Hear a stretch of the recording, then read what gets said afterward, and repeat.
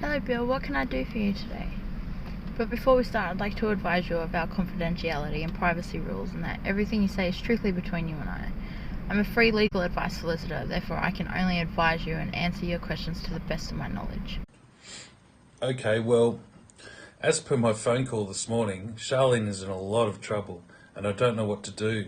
I just need to know everything. I don't know the court process and I just need to help her out, okay? Okay, so you want to know the court process and what you can do to support your wife. Okay, so from what you've told me, Charlene has this very serious charge. I do advise you to get a criminal lawyer as soon as possible to help with your wife's case. I'll email you with a few recommendations. Thank you, but I need to know what I can do to get her out straight away. First step, I suggest is trying to appeal the denied bail you mentioned. A criminal lawyer will be able to assist you with that, as I unfortunately cannot. Your lawyer will put to the court that she is a mother of 3 young children and contribute financially to the household, which will all work in her favour. But how long will she be in prison? I mean, the kids and I can't survive without her.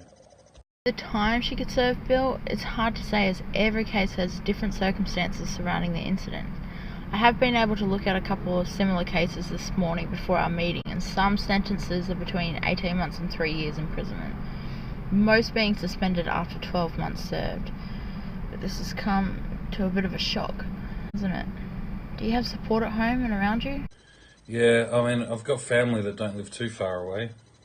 That's good. I can also provide you with some services that may be able to help you and your family at this difficult time. I'll put some recommendations in my email. Beyond Blue are wonderful with confidential over-the-phone conversations just to get things off your chest. Other good support services are St. Vinny's and Salvation Army. They'll be able to assist you if you need it. So can you please tell me about the court processes and what will happen?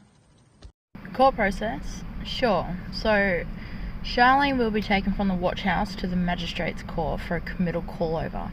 This is where she'll be able to tell the court if she wants prosecution to provide certain materials like CCTV footage and stuff like that.